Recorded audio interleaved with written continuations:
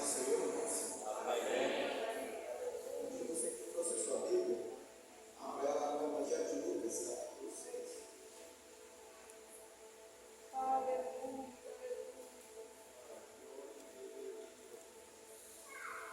Lucas, capítulo 6.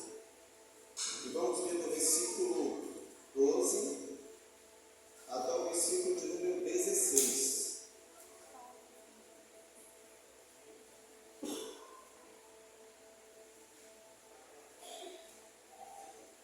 Lucas capítulo 6, versículo 12 ao 16. Todos encontraram? Amém. Amém.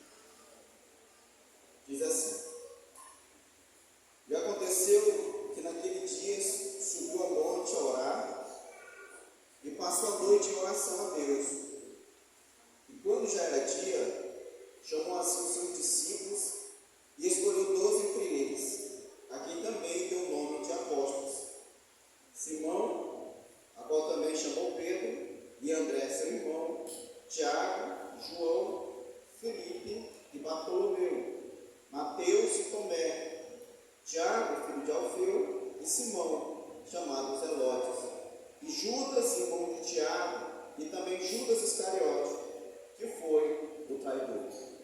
Ó Deus, obrigado por estarmos aqui esta noite reunidos para prestar um culto a Ti, Senhor, onde nós assim lembramos em Tua memória o dia da ressurreição, a qual é a primazia daquele que venceu a morte para não morrer, porque o Senhor vive e reina para sempre. Fale conosco através da Tua palavra, Pai. Abra para mim a porta da Tua palavra, para falar dela com convicção, com ousadia, com intrepidez, Senhor. Que a minha mensagem, minha pregação não venha consistir em apenas palavras persuasivas de sabedoria humana, mas que seja a manifestação do Teu poder, do Teu Espírito Santo, para que cada pessoa, ó Deus, não venha se apoiar na sabedoria dos homens, mas no poder do Senhor. Fale conosco esta noite, porque nós estamos desejosos em ouvir a Tua voz, Senhor, e que tudo seja para exaltar e glorificar a Ti, Senhor, que está no alto e sublime trono, que é digno de todo louvor, toda honra, toda glória e toda adoração. Que assim seja, em nome de Jesus. Amém. Glória a Deus. Você pode tomar sua assento esta noite? Amados irmãos, nesse domingo de Páscoa, desde já eu quero desejar a todos uma feliz Páscoa, mas eu vou fugir um pouco do tema da Páscoa, né? Não que eu vou fugir de falar de Jesus, eu não vou falar exatamente da ressurreição de Jesus, né? Mas eu vou falar de Jesus, até porque não tem como eu fugir de Jesus na Bíblia, porque Jesus, ele é o assunto principal da Bíblia. Desde Gênesis ao Apocalipse, Jesus ele é citado, Jesus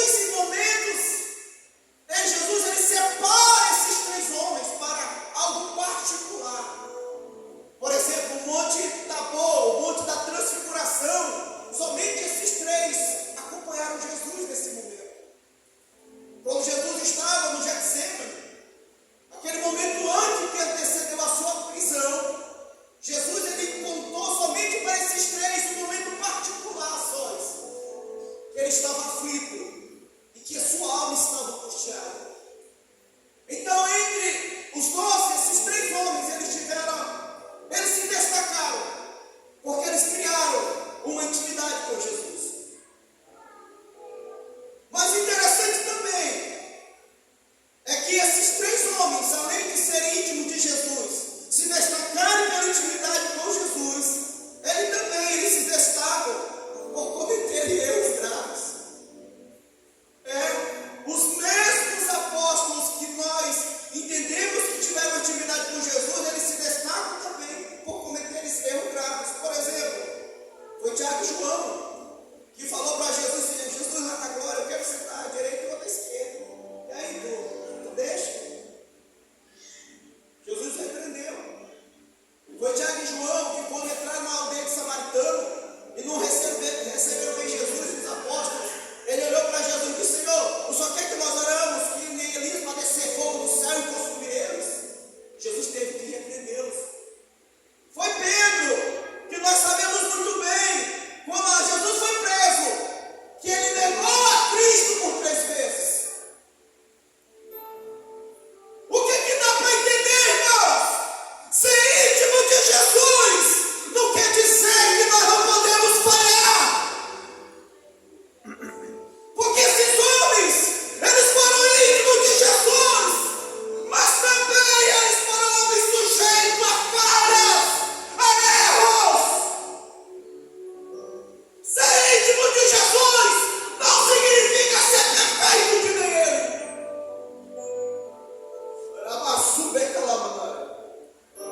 Ser íntimo de Jesus não significa que não vai errar mais. Ser íntimo de Jesus é entender coisas profundas com o mestre, mas também você pode estar sujeito a errar, como eles erraram. Nenhum momento a intimidade nossa com Deus vai nos livrar dos erros. Não importa o quão íntimo nós buscamos ser, ou sejamos do Senhor, ainda assim estamos sujeitos a falhas. Ainda assim estamos sujeitos a erros. Ainda assim estamos sujeitos a tropeçar, a errar, a perder o rumo. Porque esses homens, eles tiveram uma intimidade profunda com Cristo. Mas mesmo assim, os evangelhos mostram erros gravíssimos que eles cometeram.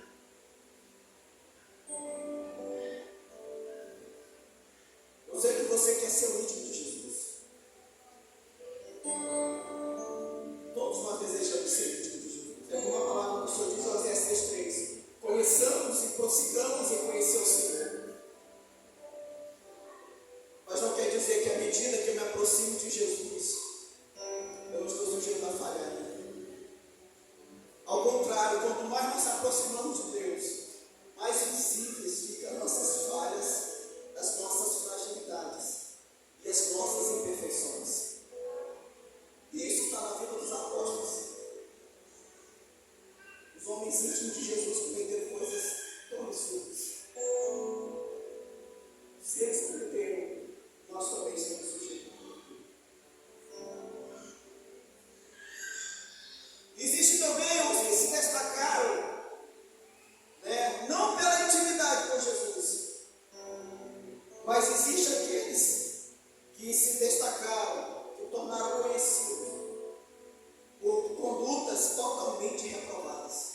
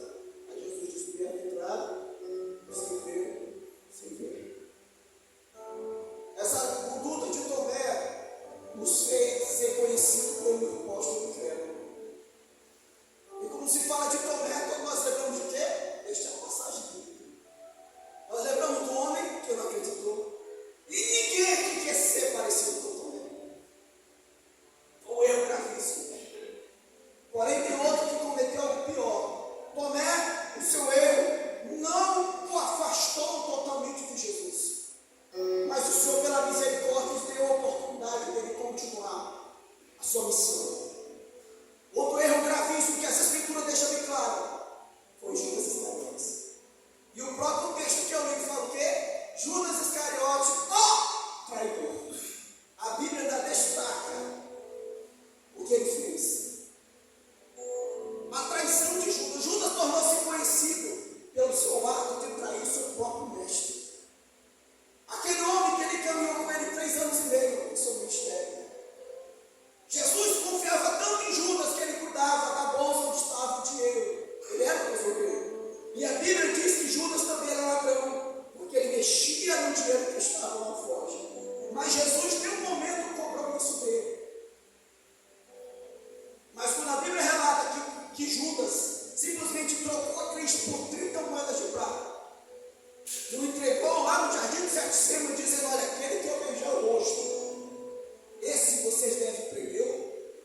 Ele ganhou uma triste lembrança, ele foi destacado como traidor. E diferente de Tomé, Judas, ele não se arrependeu.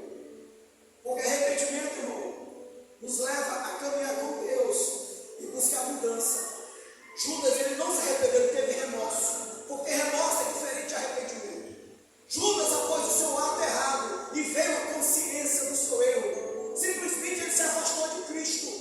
E a Bíblia diz que ele se enforcou. Ele deu fim na sua própria vida. Foi uma conduta que o trouxe um grande preço para ele, uma consequência para ele. Não que Deus não pudesse perdoá-lo, mas a atitude dele não mostrou perdão. Arrependimento, melhor dizendo. Porque o que o Senhor quer de nós não é apenas estamos sujeitos a falhar, errar, mas não é abandonar a fé. Porque às vezes a caminhada torna-se difícil. Às vezes nós estamos sujeitos a cair. Mas se permanecermos com Deus, o Senhor nos levanta.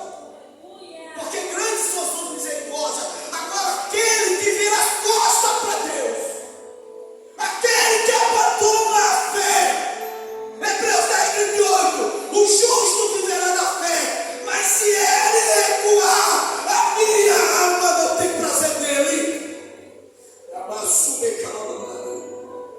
Deus prefere alguém na sua presença em pecado, mas que está lutando e procurando mudar, porque alguém que vira as costas para ele no primeiro ato de erro. É como se a pessoa dissesse que Jesus não é suficiente para ele. E foi isso que Judas fez. Como simplesmente ele abandonou os apóstolos, abandonou a companhia dos demais e foi se enforcar. Tornou conhecido. É tanto que até nesse período, né, lembrado ele, se faz um bonecozinho, né, em homenagem a ele, o traidor. Apesar que como a nossa igreja que foi sexta-feira, muita propriedade, existe muita hipocrisia nesse ato. Porque muita gente está batendo aquele boneco dizendo que é Judas, mas está fazendo coisa pior do que o próprio Judas. Está traindo Jesus também, de outras maneiras. Mas é uma tradição, né? Apesar de não concordar muito, então. Mas aí Judas ganhou essa fama. Ele foi destacado entre os 12, mas como aquele que traiu o seu Senhor. Que nós não sejamos destacados por trair Jesus, por abandonar Jesus, por negar a fé, por retroceder. Porque por mais que erramos, nós possamos estar na sua presença e clamar pela sua misericórdia. Louvado seja Deus. Existe um terceiro grupo entre os 12 que eram os anônimos. Existia os anônimos. Eu posso citar aqui pelo menos 3. Tiago, filho de Alfeu. Esse Tiago, filho de Alfeu, ele não é o Tiago, irmão de João, que era o filho de Zebedeu. Que o Tiago, filho do irmão de João, ele foi o primeiro mártir. A Bíblia relata que lá o rei Herodes mandou matar Tiago à espada. Ele foi o primeiro mártir da igreja. Ele morreu lá no início da igreja primitiva. Não é esse Tiago aqui, o filho de Alfeu. Também esse Tiago, filho de Alfeu, não é o Tiago que escreveu a carta que tem o nome de Tiago. Porque aquele Tiago que escreve a carta que tem o nome de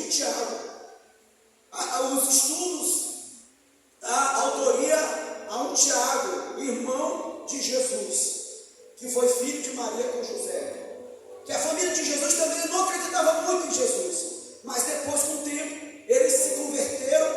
E esse Tiago, irmão do Senhor, ele escreve a carta que tem o título de Tiago. Por isso que no início da carta você vai ver lá Tiago, irmão do Senhor. Mas esse Tiago, filho de Alfeu, ele não é nenhum desses dois. Ele é um anônimo.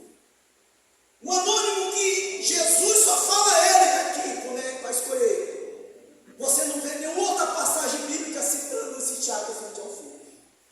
Outro também, que é um anônimo entre os dois, é Judas, irmão de Tiago, que também era filho de Alfeu. Alfeu, ele era irmão de José, que foi pai de Jesus terreno. Ou seja, esse Tiago e o Judas, esse outro Judas, sem ser os Iscariotes, eles eram primos de Jesus. Também não se fala sobre esse Judas, a não ser na escolha.